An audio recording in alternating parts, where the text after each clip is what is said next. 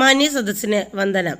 ബഹുമാനപ്പെട്ട അധ്യാപകരെ, എൻ്റെ പ്രിയപ്പെട്ട കൂട്ടുകാരെ, ക്രിസ്മസ് ദിനവുമായി ബന്ധപ്പെട്ട ഒരു കുഞ്ഞു പ്രസംഗവുമായിട്ടാണ് ഞാൻ എത്തിയിരിക്കുന്നത്. സന്തോഷത്തിൻ്റെയും സമാധാനത്തിൻ്റെയും വിത്തുകൾ പാകി ഭൂമിയെ സ്വർഗമാക്കാൻ വീണ്ടും ഒരു ക്രിസ്മസ് വന്നെത്തി. ലോകമൊട്ടാകെ ക്രിസ്മസ് ആഘോഷിക്കുന്ന ഈ വേളയിൽ എല്ലാവർക്കും എൻ്റെ ക്രിസ്മസ് ആശംസകൾ. 2000 വർഷങ്ങൾക്ക് മുൻപ് മറിയത്തിൻ്റെയും ജോസഫിൻ്റെയും മകനായി ഉണ്ണിയേശു പിറന്നു. യേശുവിൻ്റെ ജന്മദിനമായ ഡിസംബർ 25 നാം ക്രിസ്മസായി ആഘോഷിക്കുന്നു. സ്നേഹത്തിൻ്റെയും അതിജീവനത്തിൻ്റെയും പാഠങ്ങൾ പകർന്നു നൽകിയ യേശുക്രിസ്തുവിൻ്റെ ജനനത്തിൻ്റെ ഓർമ്മയ്ക്കായി വീടുകളിലും മറ്റും പുൽക്കൂടുകൾ ഉണ്ടാക്കാറുണ്ട്. യേശുവിൻ്റെ ജനനം മാലാഖമാർ ആണ് ഇടയന്മാരെ അറിയിക്കുന്നത്.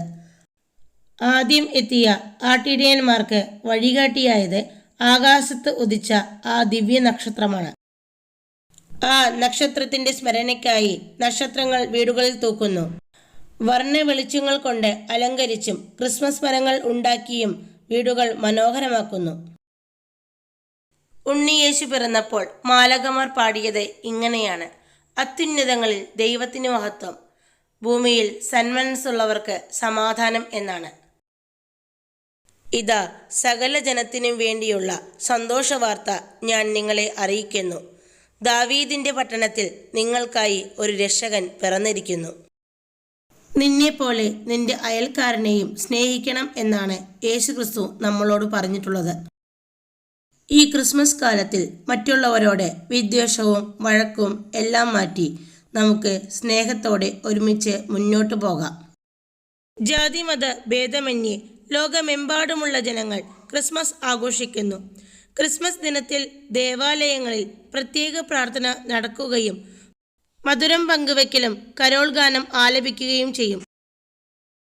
എല്ലാ മനുഷ്യരുടെയും പാപങ്ങൾ മോചിപ്പിച്ച് അവരെ രക്ഷിക്കുവാൻ ദൈവപുത്രൻ മനുഷ്യനായി അവതരിച്ചതാണ് യേശുക്രിസ്തു.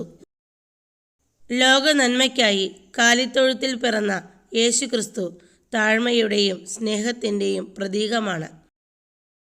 യേശുവിൻ്റെ ജീവിതവും ഉപദേശവും എല്ലാം ലോകത്തിന് സന്തോഷവും സമാധാനവും ശാന്തിയും നൽകാൻ കഴിയുന്നവയാണ്. ഈ ക്രിസ്മസ് ശാന്തിയുടെയും സമാധാനത്തിൻ്റെയും നല്ല നാളുകൾ സമ്മാനിക്കട്ടെ എന്ന് പറഞ്ഞുകൊണ്ട് ഞാൻ എൻ്റെ വാക്കുകൾ നിർത്തുന്നു. നന്ദി, നമസ്കാരം.